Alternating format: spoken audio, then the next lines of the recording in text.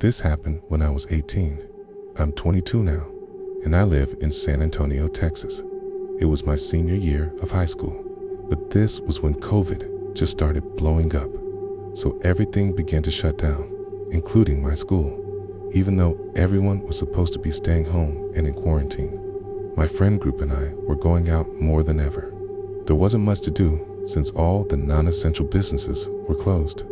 But one thing about me love urban exploring or exploring haunted places.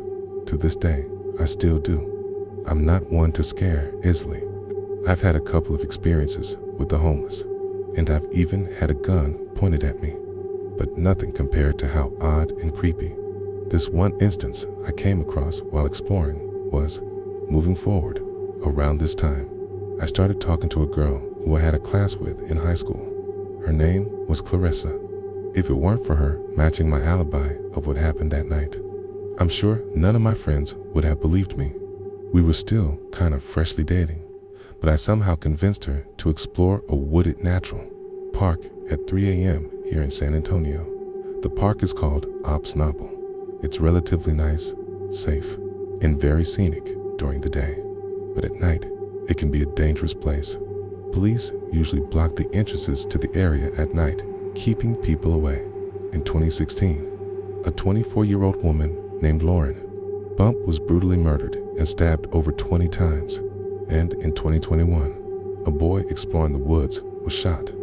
Clarissa and I got to the park around 3 a.m. It was super creepy and pitch black. The trees did a really good job at covering the moonlight.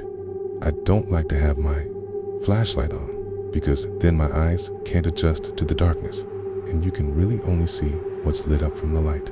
Plus, I wouldn't want someone to see my light from a far distance, so I like to keep it off while exploring. We were probably about 15 to 20 minutes in, walking the main trail. I didn't plan to be in there for too long because it was kind of creepy and oddly quiet that night. I knew a trail that goes off the road that leads back to where my truck was parked.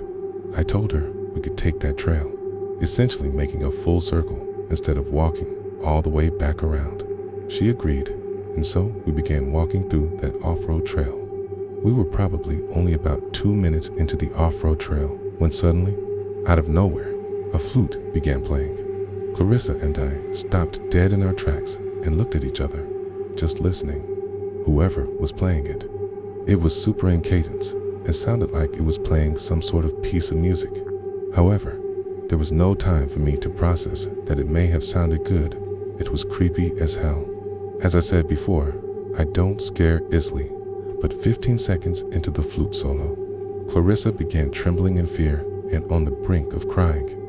I was kind of just listening, but when Clarissa started praying to God to save her and forgive her for her sins, that's when I realized the severity of the situation. To be clear, it was super hard to pinpoint where the sound of the flute was coming from. It sounded like it was coming from the direction of the previous main trail, which was parallel to where we were, with about maybe 30 to 50 yards of woods in between, but it was getting louder and closer to the point where it sounded like the sound was right on top of us. Clarissa couldn't even focus because she was so scared, so I knew I had to man up and get us out of this situation. This is going to sound corny, but I told her, "Don't worry, I'm not going to let anything happen to you," and told her that we should run down the off-road trail to get away. So we did. We began to sprint. I believe the flute stopped playing, but it was hard to notice because I was more focused on getting the hell out of there. We only got about 30 feet when, out of nowhere, we heard the rustling of bushes and the snapping of leaves and twigs before something big dashed across the trail, right in front of us. Now, this could have very well been a deer or some sort of bigger wildlife, but it was so strange because I could almost feel the size of whatever was in front of us. I don't know if it was from the wind or what. The only thing is, I never saw a silhouette or a shape of anything in front of us. Another strange thing is, I didn't hear it coming, and I didn't hear it run away. I only heard the dash right when it was right in front of us. As soon as we felt and heard whatever dashed across the trail right in front of us, We obviously turned back around and bolted in the other direction until we got back to the original point where we heard the flute. And then, as if whoever was playing it was waiting for us to return, the flute started to play again loud and right on top of us. This time, it was almost chiming. It sounded like it belonged to some sort of Irish jig song or something, but the chiming was still in cadence. However, it was still impossible to pinpoint where the sound was coming from. It was just surrounding us. At this point, my fight-or-flight instincts kicked in because we were trapped. We had two options: either go back into the off-road trail where we heard that terrifying dash right in front of us, or go back to the main trail where the flute and whatever psychopath was playing it was at. The off-road trail was definitely scarier because it was darker and surrounded by more dense forest, and at least the main trail was a cement path. Thus, I told Clarissa, who was still trembling in fear, "Let's start running down the main trail back to the truck." We ran back. Adrenaline was still pumping, so we cut the 20-minute walk into a 7 to 8 minute jog, and somewhere along the run, the flute noise must have stopped. Along the run back, there was a random porta potty, and I was scared to death because what if someone was on the other side or hiding inside of it? It seemed to be somewhat parallel to where we were at earlier. Thankfully, I didn't see anyone or signs of anyone ever having been there. In fact, my truck was the only vehicle in the area near the main entrance to the woods. We made it to the truck, and I sped far away from there. The next day, I told all my friends about it, and I looked all over the internet to see if anyone's ever come across anything like this. People claim to run into ghosts, cults, animals making terrifying noises, but a soft and rhythmic flute solo. I couldn't find anything on that. Or maybe I just didn't look hard enough. I tried to figure out all the possibilities.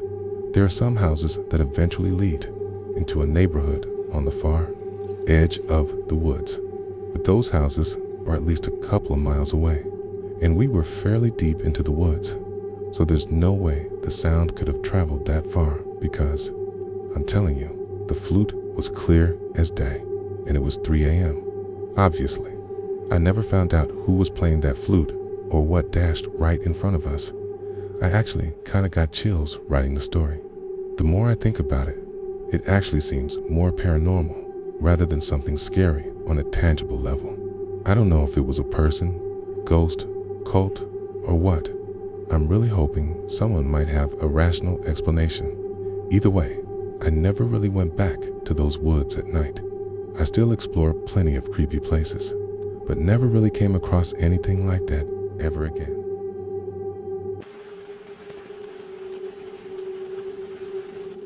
I'm a 20-year-old guy. I work at a medium-sized hospital in Northwest Alabama as a pharmacy technician. I work an early night shift. Meter, I'm also in charge of stocking the surgery rooms.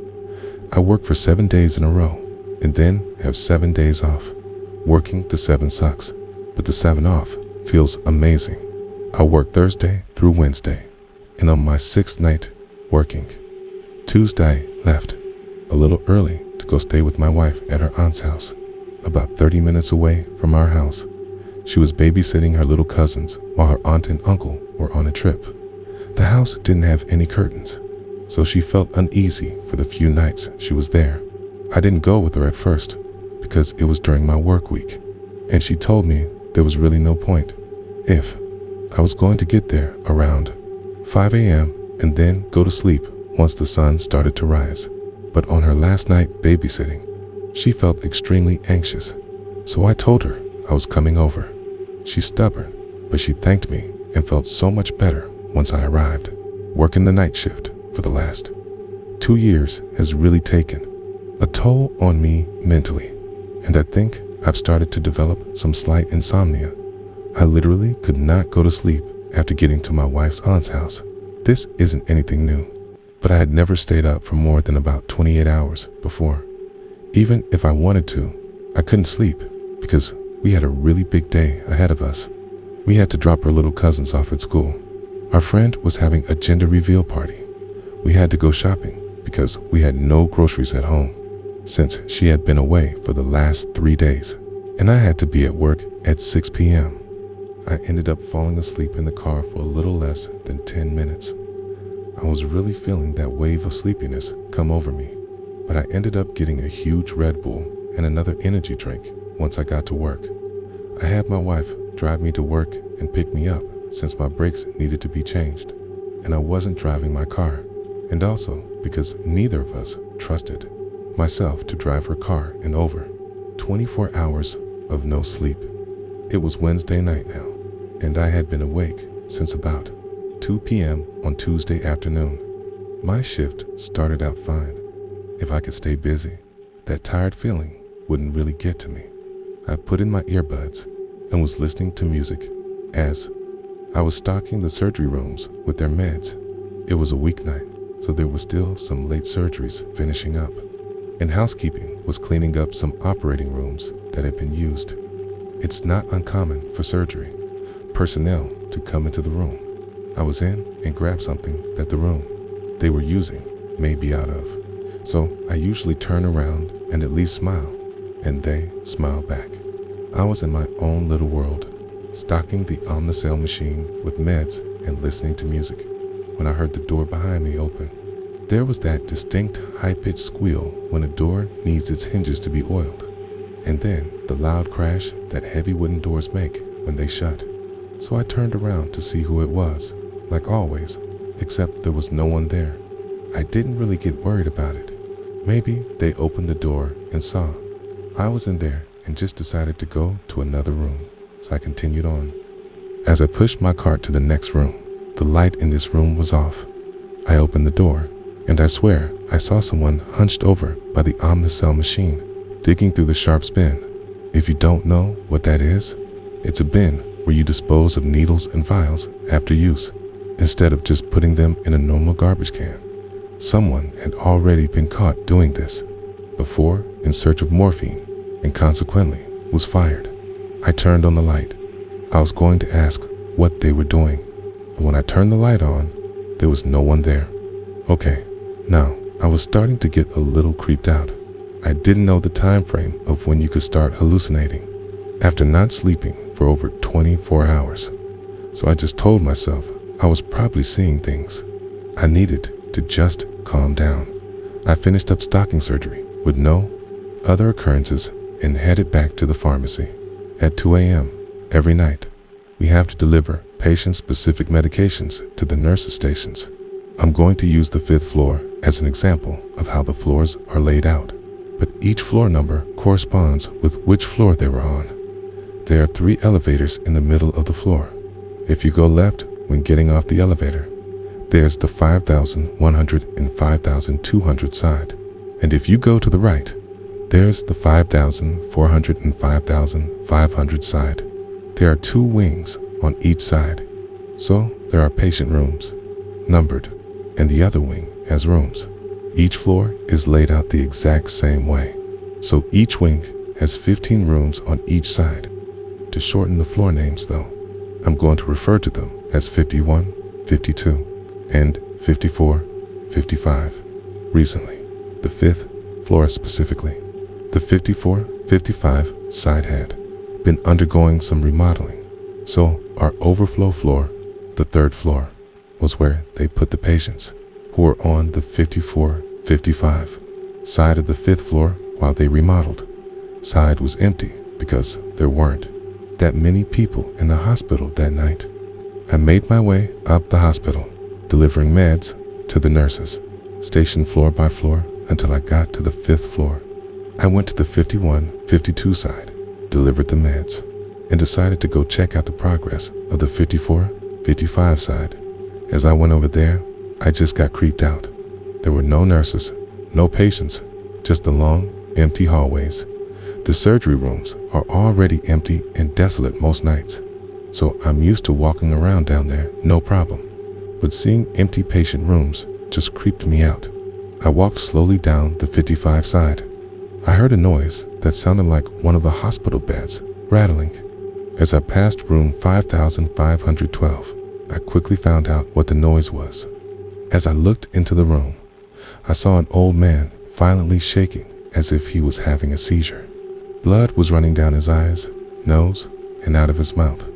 He was making this gargling, groaning sound almost like the sounds the zombies in The Walking Dead make. A monitor was frantically beeping like it does when a patient is coding. My heart dropped when I saw this, and I took a quick step behind the doorframe. I immediately stepped back into the room as I realized this man was in desperate need of medical attention. But when I looked back in, there was no man. The bed was clean and made.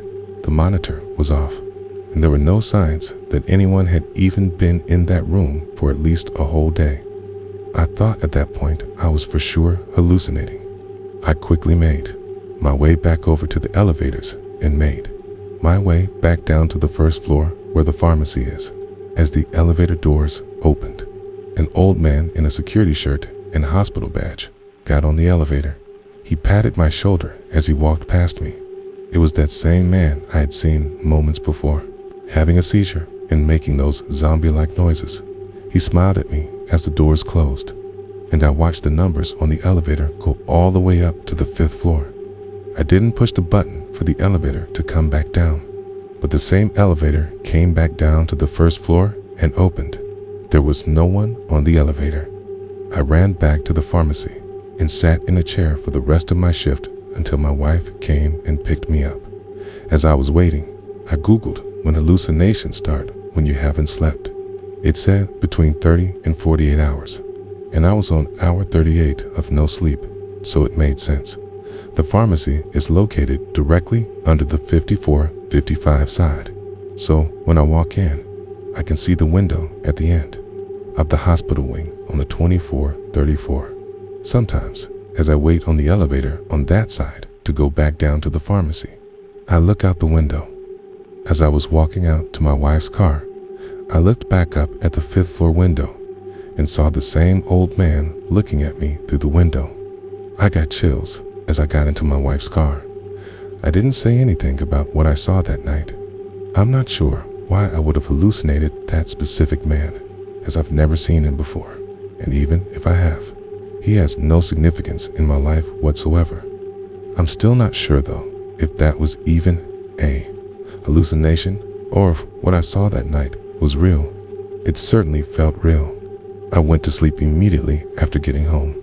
I've not seen that man again, but this was just under 2 weeks ago.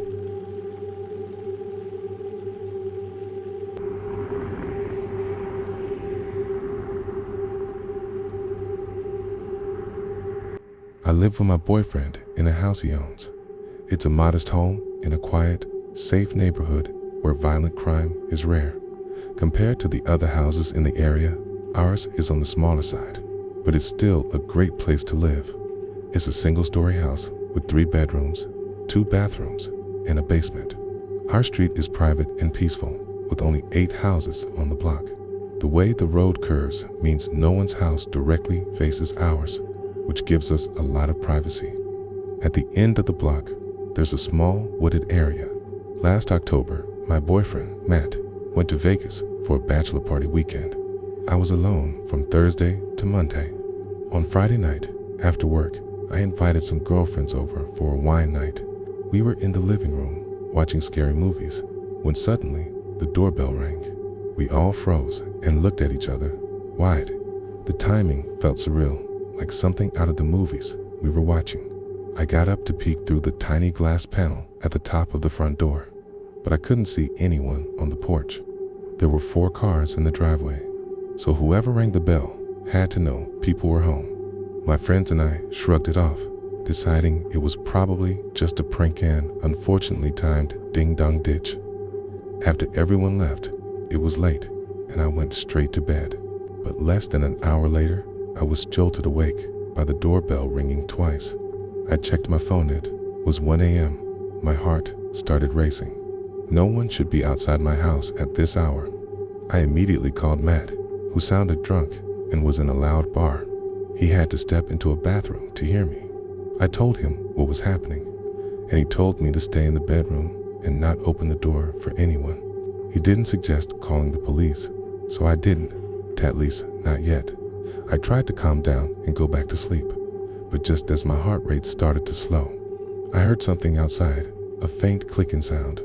Then there was a knock on my bedroom window, and a man's voice said, "Hey, anyone home? I need some help out here." Thankfully, the blinds were closed, so he couldn't see me and I couldn't see him. I stayed silent, hoping he'd go away, but he knocked again and said, "I know you're home." That's when I called the police. I whispered the entire time, afraid the man might still be outside my window. I reported someone trying to break into my house, emphasizing how scared I was and that I needed help right away. Within 10 minutes, the doorbell rang again, followed by loud knocking. I cautiously approached the front door and asked who it was. A male voice replied, "It's the police." This time, it was a different voice from the man outside my window. I looked through the glass and confirmed it was 2 police officers. I opened the door, and the taller officer immediately stepped inside, without waiting for an invitation. He said they were responding to my report of a disturbance. I explained that there was a man lurking around the house, ringing the doorbell and knocking on my window. But the officer was rude and dismissive, talking over me and acting like I was wasting his time. His partner stayed quiet in the background. The taller officer asked me questions I'd already answered, like what the man looked like, even though I'd told them I hadn't seen him. At one point, he snapped, "Well, you're the one who called us, ma'am. If you don't want our help, we can leave." I was stunned. I'd never called the police before, and I didn't expect such a lack of professionalism. They walked around the house with flashlights, but it didn't seem like they checked thoroughly. When they came back, they told me there was nothing they could do, without proof or cameras showing the man trying to commit a crime. They left, and I didn't feel any safer, except maybe the man had seen the police and decided to leave. The next morning, I woke up to sunlight streaming through the blinds. It was Saturday, and that night, I was helping a friend set up for a Halloween party. My costume was Vilma from Scooby-Doo, and my friend was Daphne. I spent the day running errands and picking up party supplies. The party started at 9 p.m. and went late. I left around 1 a.m., sober enough to drive. When I got home, I immediately noticed something was off the house, felt cold, like there was a draft. I set my things down and saw that one of the windows was open. I couldn't remember opening it, but I shut it and tried to brush it off. Then, as I walked out of the bathroom, I noticed the basement door was wide open. I froze. That's when I heard Ida faint, consistent clicking sound coming from the basement. I slowly walked toward the stairs, and the clicking stopped. Suddenly, a voice from the darkness below said, "You're finally home." I slammed the basement door shut, grabbed my phone, and ran outside to my neighbor's house. I banged on his door until he answered, and I called the police from the safety of his home. Unfortunately, it was the same 2 officers who came back. This time, though, my neighbor was with me, and the taller cop wasn't as rude. They searched the house more thoroughly this time, and I showed them every possible hiding spot. I was on the phone with Matt, who was still drunk, trying to explain what was happening. After they left, I packed a bag and went to stay with my sister until Matt came home. The main lesson from this story: if you have windows that open wide enough for someone to crawl through, make sure they're always locked. We still live in that house, but for months afterward, I refuse to be alone there for long periods. I still have nightmares about hearing knocks at the window and wake up in a cold sweat.